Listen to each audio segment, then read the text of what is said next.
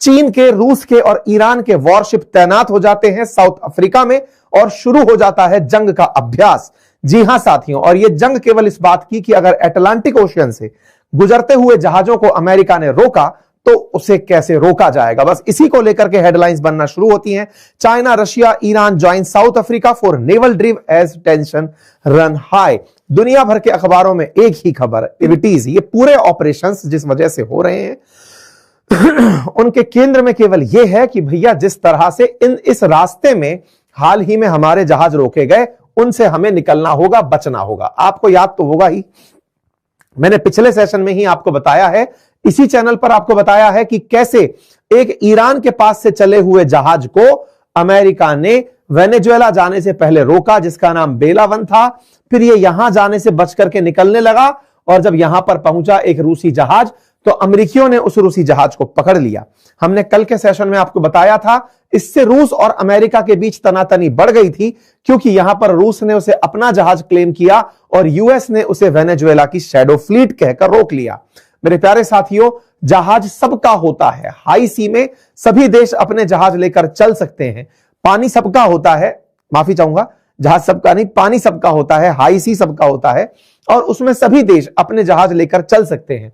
ऐसे में जब रूसी जहाज को अमेरिका ने यह कहकर रोक लिया कि ये तो वेनेजुएला के नाम पर चल रहा था, हमारे सामने झूठ बोल करके निकल रहा था, इससे इस जगह पर टेंशन बढ़ने लगी। हालात इतने बिगड़े कि रूस की सबमरीन तक यहां तक पहुंच गई, डिस्ट्रॉयर खड़े हो गए। लगने लगा कि अमेरिका और रूस एक दूसरे के आमने सामने युद्ध के स्तर पर हो जाएंगे, लेकिन फिर भी रूस की समझदारी से एक बड़ा हमला रुक गया। लेकिन ट्रंप यहां रुकने वाले नहीं हैं, वो लगातार दुनिया भर में दिक्कतें खड़ी कर रहे हैं। ताजा दिक्कत उन्होंने ईरान में खड़ी की है। ईरान में जबरदस्त प्रोटेस्ट चल रहे हैं, यहां पर जो खमने की सरकार है उसको उखाड़ फेंकने की पूरी तैयारी चल रही है। ऐसे में ईरान और जितने भी प्रताड़ित देश हैं अमेरिका से, उन्होंने लगभग एका करने का सोच लिया है, ऐसा लग रहा है। रशिया, चाइना, साउथ अफ्रीका और ईरान, ये चारों देश मिलते हैं अटलांटिक ओशियन के इस किनारे पर, क्योंकि यहां से इन्हें वेनेजुएला बिल्कुल नजदीक दिखता है। बोले एक बार अपन इस जगह पर आइए और अभ्यास कर लेते हैं। यही हुआ। साउथ अफ्रीका के केप टाउन के पास इन सब ने अपनी अपनी नेवीज को इकट्ठा किया। इस अटलांटिक ओशियन में इन्होंने अभ्यास शुरू किया कि यदि अमेरिका ऐसा करेगा तो हम लोग क्या कर सकते हैं। आपको मैं बता दूं कि दुनिया में जो सबसे ज्यादा चीन के साथ रूट यूज में होता है यूरोप का, या तो वो स्वेज कैनाल के थ्रू होता है, यानी कि अटलांटिक सी से होता हुआ जिब्राल्टर स्ट्रेट, मेडिटेरेनियन सी, स्वेज कैनाल, और फिर यहां से बाबे मंडल होते हुए या तो इंडियन ओशन के थ्रू होते हुए मलक्का स्ट्रेट से होता है, या फिर यहां से अटलांटिक ओशन से होता हुआ South Atlantic ocean, Cape of Good Hope होते हुए इंडियन ओशन से होते हुए मलक्का स्ट्रेट और फिर चाइना। इन सभी ट्रेड रूट्स में से जब ये रूट बाधित होता है तो सबसे ज्यादा केप ऑफ गुड होप वाला होता है। अंग्रेज भी जब सबसे पहले भारत आए थे तो वो जिस रूट के थ्रू भारत पहुंचे थे, या भारत को जिस रूट के थ्रू उन्होंने मतलब ट्रैक किया था, वो यही केप ऑफ गुड होप था। दुनिया भर के यूरोपियंस इंडिया की तरफ जब आए या एशिया की तरफ जब आए तो केप ऑफ गुड होप होते हुए ही आए थे। इसी रास्ते के आसपास यहीं पर अब तैयारी चल रही है। अटलांटिक ओशियन के अंदर रूस, चाइना, साउथ अफ्रीका और ईरान के नेवल जहाज यहां पर आकर खड़े हो गए हैं। केप टाउन के अंदर सैमोइन टाउन करके एक जगह है, वहां पर एक अभ्यास किया जा रहा है और उसका नाम रखा गया है विल फॉर पीस 2026। और यह पहली बार है जब ब्रिक्स प्लस नेशंस आपस में इकट्ठे हुए हैं। ये ब्रिक्स प्लस नेशंस क्या है मैं ये भी बता देता हूं। आप सभी जानते हैं कि वर्ष 2009 के अंदर ब्राजील, रशिया, इंडिया और चाइना, इनने मिलकर ब्रिक का निर्माण किया था। 2010 के अंदर यहां पर शामिल हुआ था साउथ अफ्रीका, बन गया था ब्रिक्स। और उस ब्रिक्स में अब 5 देशों के अलावा अन्य 5 देश और जुड़ चुके हैं। उनकी वजह से यह ब्रिक्स प्लस कहलाता है। ब्रिक्स प्लस देशों में फिलहाल जो है वो यहां पर रशिया इकट्ठा हो रहा है, चाइना है, यहां पर साउथ अफ्रीका है और ईरान है। ईरान कहां से आया? तो ईरान ब्रिक्स प्लस देशों का मेंबर है। इन सबके इकट्ठे होने से विल फॉर पीस 2026 शुरू हो रहा है। आपके दिमाग में एक बड़ा प्रश्न बनना शुरू होगा कि ब्रिक्स प्लस नाम दे दिया तो यहां से ब्राजील कहां चला गया, इंडिया कहां चला गया, इन 2 देशों का क्या अपडेट है? यह अपडेट भी मैं आपको आगे दूंगा। फिलहाल के लिए सबकी नेवीज जो इकट्ठा हुई हैं उन्हें आप देख लें। सिमोन टाउन के अंदर एक्सरसाइज विल फॉर पीस के लिए एकत्र हुए जो नेवल के सैनिक हैं उन्हें आप यहां पर देख सकते हैं। ये नेवी के सैनिक हैं। अफ्रीका में इनका स्वागत हो रहा है। यहां पर नेवल वेसल ले लेकर के ये सब पहुंचे हुए हैं। साउथ अफ्रीका इनका वेलकम कर रहा है। सभी के जहाज, चीनी जहाज यहां पर दिख रहे हैं, रशियन जहाज दिख रहे हैं, रशियन और ईरानियन लोग यहां पर एक साथ दिख रहे हैं। बड़े स्केल पर नेवल जहाज, डेस्ट्रॉयर्स लेकर के ये यहां पर पहुंच गए हैं और इनका स्वागत हो रहा है इस अंदाज में कि भाई अगर हमारे जहाजों को अगर अमेरिका ने रोका, इस ट्रेड रूट को बाधित किया, तो हम लोग क्या कर सकते हैं उससे निपटने के लिए। सब देशों की तैयारी और सबकी स्ट्रेटेजिकल मीटिंग होते हुए कुछ तस्वीरें बाहर आती हैं। इस एक्सरसाइज के बारे में मैं आपको पहले एक बार और जानकारी दे देता हूं। जब G20 बैठक को साउथ अफ्रीका होस्ट कर रहा था, जिसे अमेरिका नहीं चाहता था कि यह होस्ट करे, उस समय पर यह विल ऑफ पीस जो है ना, ये होने वाली थी। ये जो ये वाली जो एक्सरसाइज है, ये उस समय पर होने वाली थी, लेकिन इस एक्सरसाइज को, विल फॉर पीस वाली जो एक्सरसाइज है, इस एक्सरसाइज को G20 को प्राथमिकता देते हुए इन्होंने रोक दिया था। इन्होंने कहा पहले G20 करा लेता हूं, पहले ही अमेरिका चिढ़ा पड़ा है, वो हमारे यहां आने से वैसे ही मना कर रहा है, एक बार इसे करा लेते हैं, उसके बाद देखा जाएगा। तो इन्होंने इस एक्सरसाइज को इस महीने एक्सटेंड कर दिया था, तभी जाकर के ये जनवरी के अंदर एक्सरसाइज होना शुरू हुई। पहले ये एक्सरसाइज केवल अभ्यास था, यानी कि एक नेवल अभ्यास था, लेकिन अब ये मैरीटाइम रूट को सिक्योर करने के लिए जरूरत बन गया है। ऐसे में हेडलाइन बनती है कि BRICS members to hold joint drill near South Africa, ऐसा चाइना की डिफेंस मिनिस्ट्री कहती है।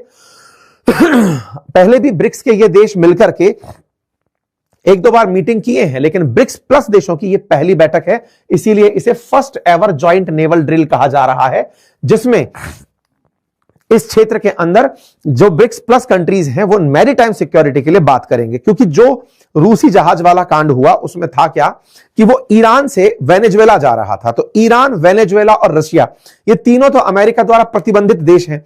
इन तीनों ही देशों को एक साथ अमेरिका से दिक्कत थी, तो ईरान और इस रशिया इसीलिए मिल गए। और चाइना को पता है कि एक बार रशिया को काउंटर कर दिया तो अमेरिका का अगला नंबर चाइना ही होगा, वो चाइना को काउंटर करने की मेहनत करेगा, इसीलिए इन सबके साथ चर्चा हो रही है। इस बीच में आपके दिमाग में एक प्रश्न बनना लाजमी है, और वो ये कि सर एक बात बताइए, इंडिया यहां पर क्यों नहीं है, ब्राजील यहां पर क्यों नहीं है, ब्रिक्स के वो देश भी तो हैं, क्या भारत को नहीं जरूरत है कि वो जाकर के यहां पर युद्ध अभ्यास में पार्टिसिपेट करे? देखिए पॉइंट तो एकदम आपका सही है, लेकिन आप अगर इस लाइन को ध्यान से पढ़ें जो स्पुतनिक लिख रहा है कि ये ब्रिक्स प्लस देशों का फर्स्ट एवर नेवल ड्रिल है। भारत कभी भी सैन्य गठबंधनों में शामिल नहीं हुआ है।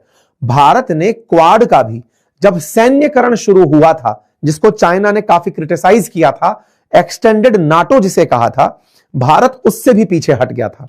आपको याद होना चाहिए कि भारत हमेशा सैन्य गठबंधन से दूर रहा है। यह वो दौर था 1945 में जब नाटो का, मतलब सेकेंड वर्ल्ड वॉर के बाद नाटो की तैयारियां चल रही थी।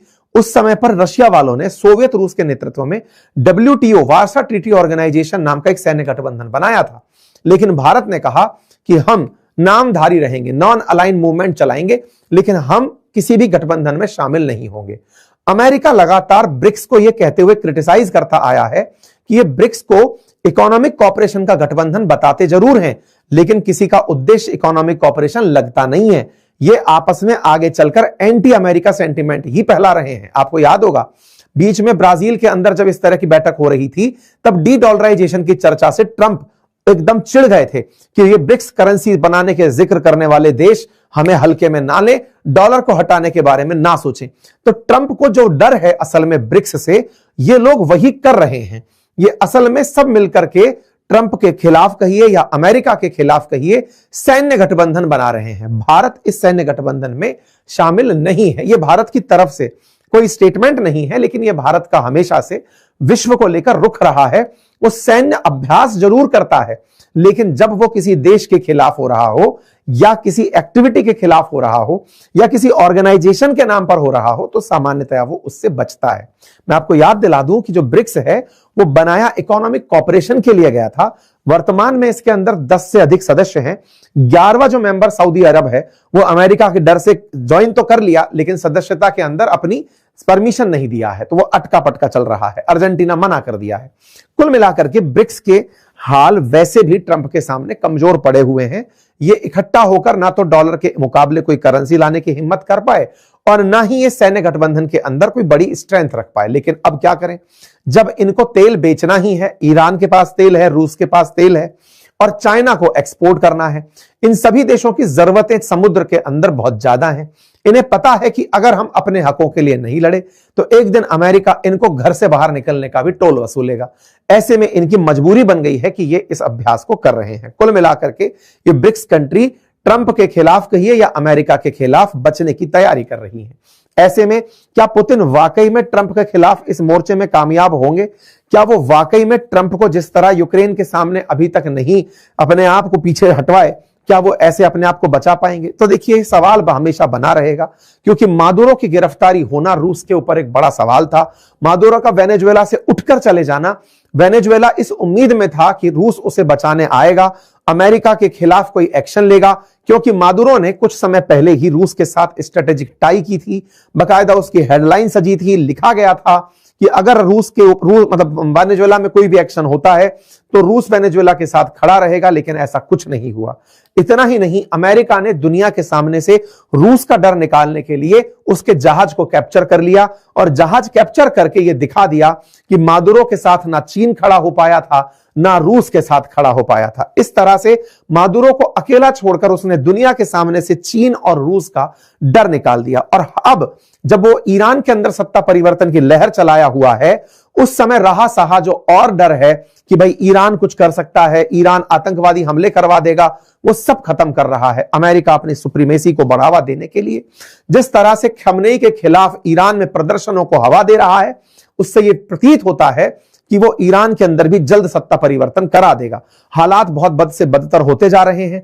ट्रंप ने ईरान के अंदर लोगों को धमका दिया है, कहा है कि अगर कुछ भी किया तो मैं सैन्य कार्रवाई कर दूंगा अगर जनता के खिलाफ कोई भी एक्शन लिया। अब सवाल यह बनता है फिर साउथ अफ्रीका में ऐसा क्या मतलब वो आ गया, दम आ गया कि वो कह रहा है कि मैं नेवल अभ्यास में एंट्री करूंगा। देखो साउथ अफ्रीका को पता है कि ईरान में सत्ता परिवर्तन होते ही अमेरिका का अगला निशाना, देखो ग्रीनलैंड ले लिया, ग्रीनलैंड के बाद में ईरान, गाजा तो जा चुका है, मतलब समझिए गाजा अब अमेरिका का हो चुका है, इधर की तरफ ग्रीनलैंड जो है वो अब हो ही जाएगा। ईरान में सत्ता परिवर्तन 10-15 दिन के अंदर हो जाना है। मतलब जिस तरह से ट्रंप की गति चल रही है मैं उस हिसाब से बात कर रहा हूं। उसके बाद उनके विरोधियों में नंबर जो है ना वो या तो इनका है या लूला का है। तो भाई साहब रामफोसा को डर ये है, क्योंकि रामफोसा को आपको याद होगा ट्रंप ने बिठा करके बहुत बेइज्जत किया था अपने व्हाइट हाउस में, बिठा करके उसको बताया था कि तुम किस तरह से गोरों के साथ बदतमीजी करते हो, अंग्रेजों के साथ बदतमीजी कर रहे हो। इसके लिए इन्हें बहुत ही ज्यादा भला बुरा कहा गया था अमेरिकी ऑफिस में बिठा करके। हमने इस पर कहा भी था व्हाइट हाउस में, जेलेंस्की 2.0 करके हमने एक सेशन भी किया था। और ट्रंप इसी कारण से जब ब्राजील इसने साउथ अफ्रीका ने अपने यहां पर G20 की बैठक बुलाई तो ट्रंप आए ही नहीं।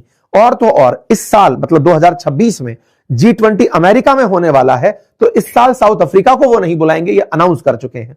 लेकिन G20 को साउथ अफ्रीका अरेंज करा के ट्रंप को बायकॉट करवा दिया था कि G20 में भी लोग ट्रंप को नहीं चाहते।